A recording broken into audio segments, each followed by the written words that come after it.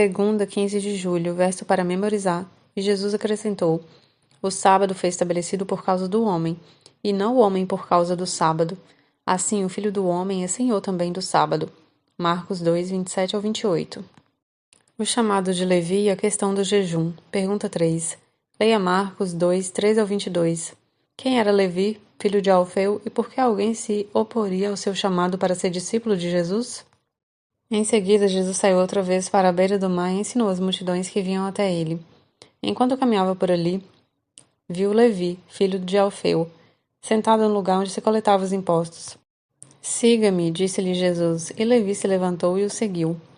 Mais tarde, na casa de Levi, Jesus e seus discípulos estavam à mesa, acompanhados de um grande número de cobradores de impostos e outros pecadores, pois eram muitos os que o seguiam.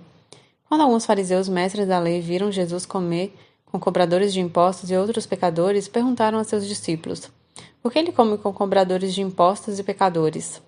Ao ouvir isso, Jesus lhe disse: As pessoas saudáveis não precisam de médico, mas sim os doentes. Não vim para chamar os justos, mas sim os pecadores. Certa vez, quando os discípulos de João e os fariseus estavam jejuando, algumas pessoas vieram a Jesus e perguntaram: Por que seus discípulos não têm o hábito de jejuar como os discípulos de João e os discípulos dos fariseus? Jesus respondeu: Por acaso os convidados de um casamento jejuam enquanto festejam com o noivo? Não podem jejuar enquanto o noivo está com eles.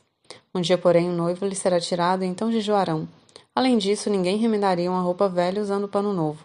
O pano novo encolheria a roupa velha e a rasgaria, deixando o buraco ainda maior. E ninguém colocaria vinho novo em velhos recipientes de couro. O vinho os arrebentaria, e tanto o vinho como os recipientes se estragariam. Vinho novo precisa de recipientes novos. Na época de Jesus, os cobradores de impostos eram funcionários públicos que trabalhavam para o governo local ou para Roma.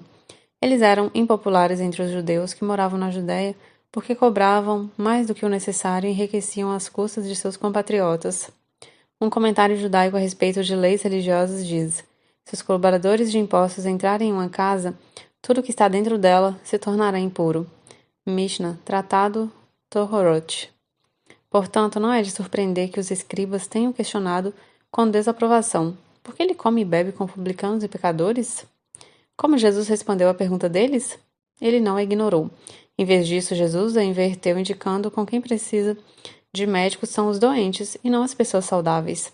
Com isso, ele reivindicou o título de médico espiritual, aquele que cura a alma adoecida pelo pecado. Um médico não deveria, afinal, ir aonde estão os doentes? Marcos 2, 18 a 22 introduz um novo tema. A história central dessas 5 histórias que tratam de controvérsias. Enquanto a sessão anterior incluía um banquete oferecido por Levi, a história seguinte gira em torno da questão do jejum. Algumas pessoas perguntaram por que os discípulos de Jesus não jejuavam, quando os discípulos de João Batista e os fariseus o faziam. Jesus respondeu com uma ilustração ou parábola na qual, para sua presença, é uma festa de casamento. Um casamento seria estranho se os convidados jejuassem. Jesus, no entanto, predisse um dia em que o noivo seria tirado, uma referência à cruz. Então haveria bastante tempo para jejuar. Jesus usou 2 ilustrações que contrastam seu ensino com os dos líderes religiosos: pano novo em roupa velha e vinho novo em odres ou recipientes de couro velhos. Que modo interessante de contrastar o ensino de Cristo com o dos líderes. Os métodos daqueles mestres haviam se tornado bastante deturpados.